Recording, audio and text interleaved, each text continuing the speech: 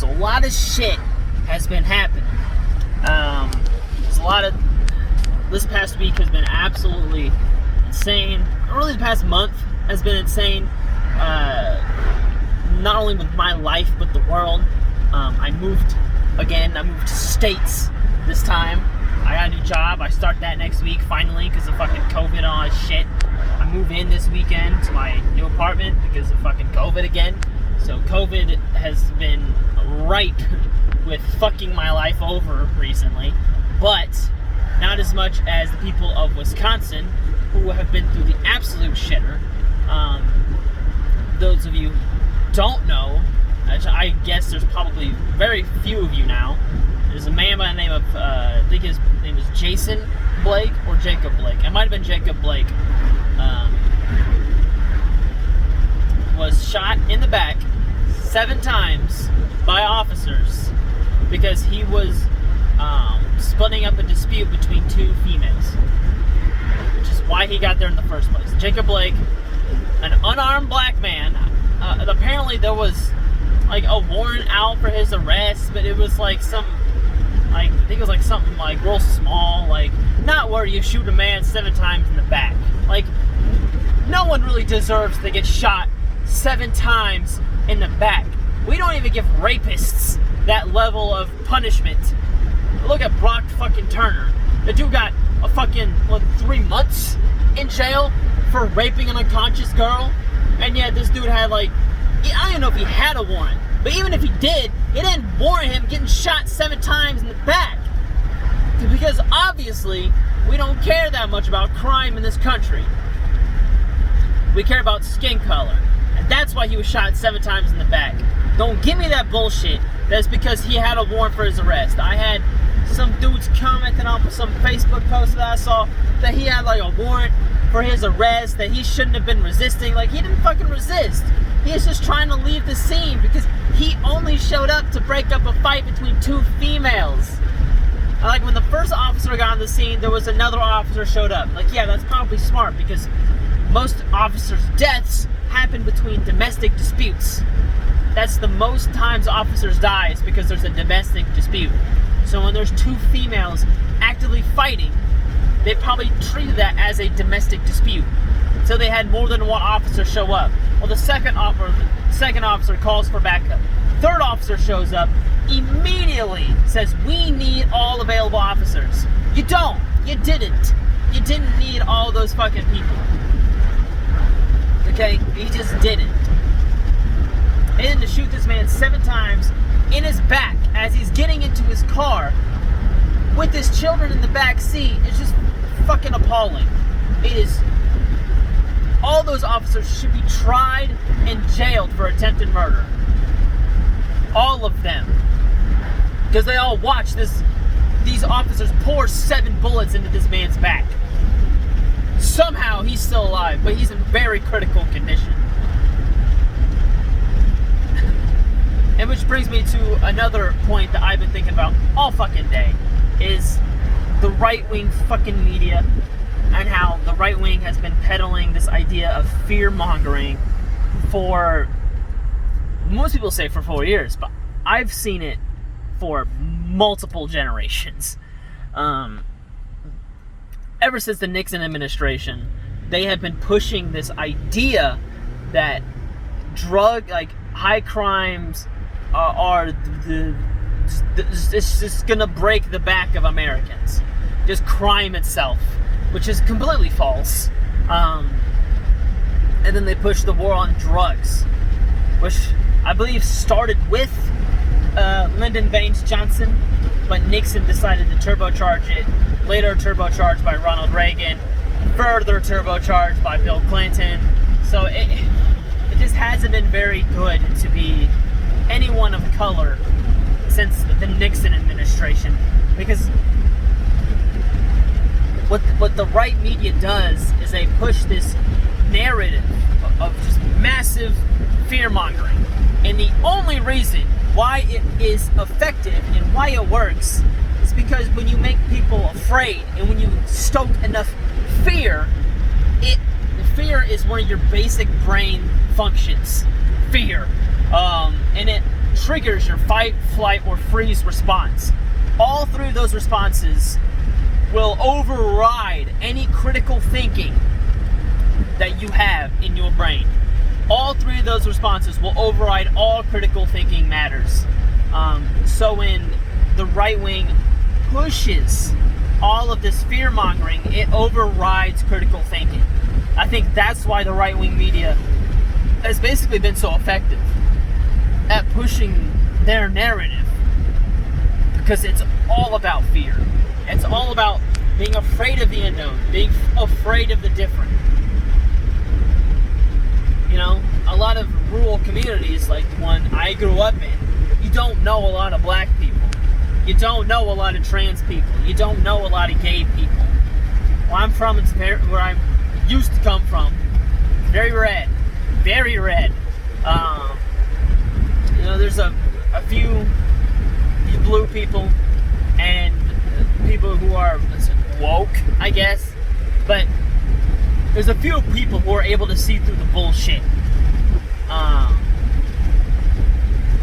But a lot of where I come from, a lot of where I live now, is very red, and they're very afraid of the unknown. If you are different, you are immediately targeted. Hell, my workplace now, they hate tattoos. So I have to wear long sleeves and I have to wear long pants all the time. Males cannot color their hair. Males can't have long hair. I bet this is about as long as they're gonna let my hair get. Which is it's such a fucking weird thing.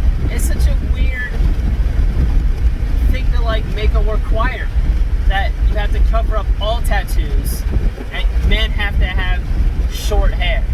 That's such a weird requirement. Like, I used to work for the state of Indiana. They didn't give two shits about your tattoos or your hair. Which further emphasizes the fact that the Trump administration and the right-wing media that has preceded him, mainly the Tea Party, have been pushing fear-based rhetoric for years. And it has worked to a frighteningly effective way. Because when people are afraid, they will make the decision that seems safest. And that's how Trump got elected. That's the reason why he still has people who are supportive of him. It's because he today will still push that fear narrative. And what that fear narrative has done is given people, I don't want to say the right, but has given people the idea that being an armed vigilante who was there to just help out the police and shoot into a crowd of unarmed protesters, that kind of right-wing thinking from the Tea Party and from Trump has gives people that idea that that's a good thing, to just shoot a semi-automatic rifle into a crowd of protesters just because you're afraid. Because that's exactly what fucking happened. In Kenosha, a white 17-year-old decided to pick up his AR-15 that NRA has been so delighted that this 17-year-old has been radicalized, and he's just shooting into a crowd of unarmed people. 17-year-old child has an AR-15 that he is legally allowed to own, shooting into a crowd of people.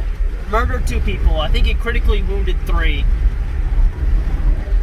Just that way of thinking from the Tea Party and Trump is just leading to this super radicalized right wing that will demonize and kill anyone who is different or anyone who speaks out.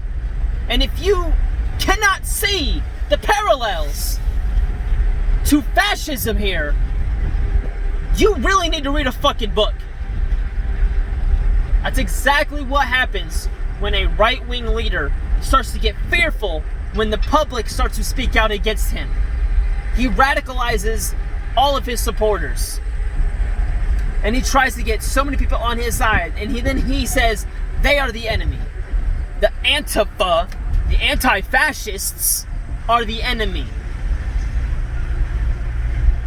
And when someone is demonized as an enemy, then a 17-year-old with a gun may find some courage to go out and try to kill what he perceives as his enemy.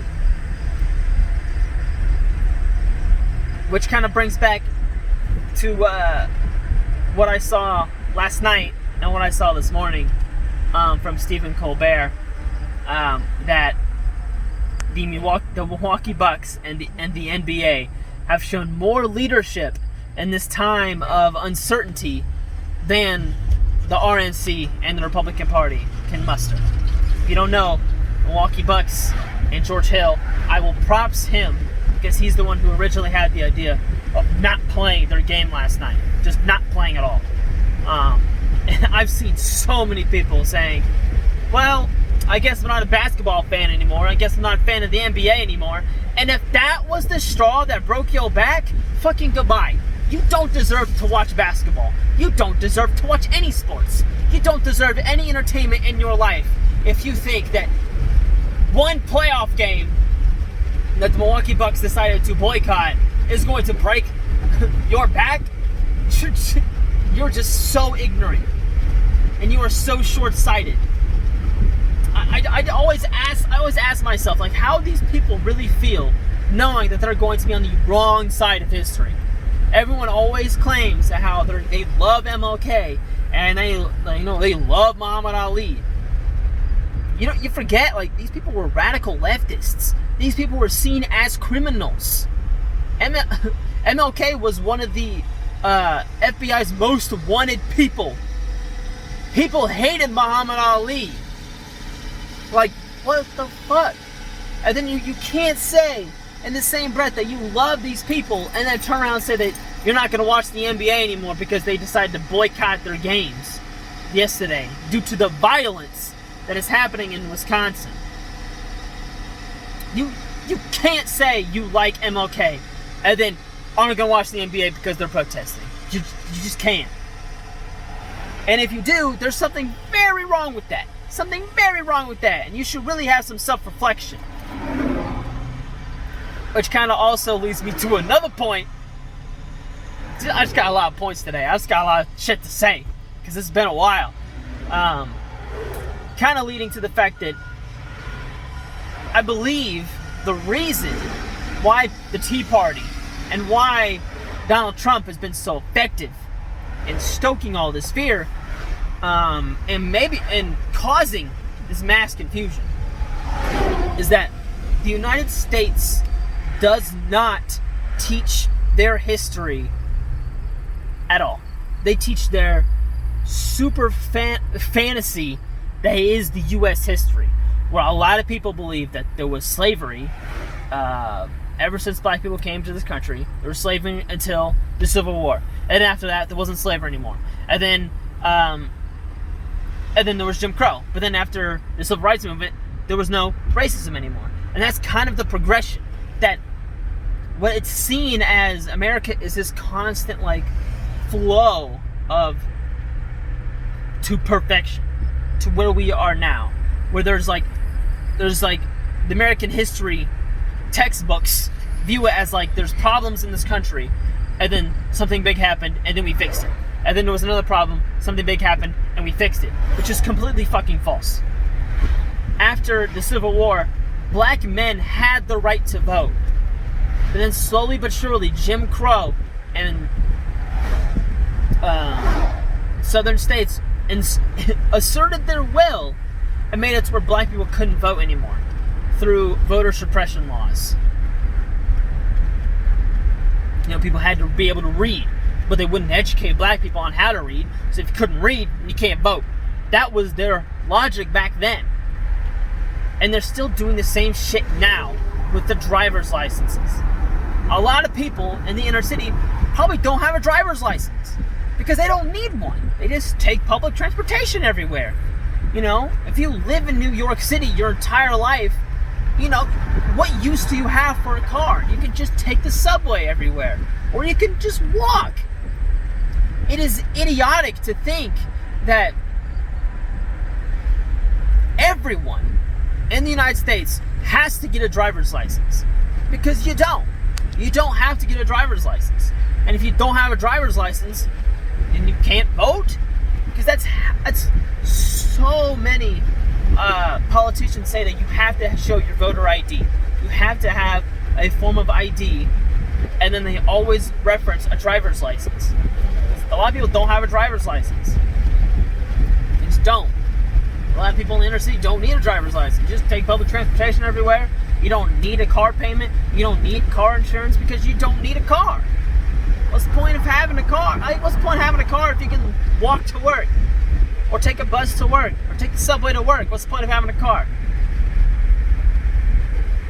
Anyway, back to my original topic of U.S. history not being taught well. Just like the Tulsa Massacre. I grew up in a northern state, a far from the north, in Indiana. And I remember our textbook, especially in high school, saying that the Civil War was fought over states' rights. And thank God my teacher had some conscience. And they said, basically, the states' rights to own slaves. Slavery was the cause of the Civil War. That's what I was taught. The textbook said states' rights. But the teacher made sure that we all knew it was because of slavery. Okay? But then after that, shit gets fuzzy. Because I had a few teachers in high school that were basically correcting the books the whole fucking time. And they couldn't get to the Cold War. They couldn't get to the 60s and the Civil Rights Movement. And then after. We couldn't cover Reconstruction. So there are these massive gaps in U.S. history that people just don't know about because the American education system is so fucked and it is so radicalized to be right-wing. And people say, if you change them, then you are then making them political. But I would also argue not changing them is also a political stance. If you don't change history textbooks to say what actually fucking happened and what has happened in the history of the United States, then that itself is a radical idea.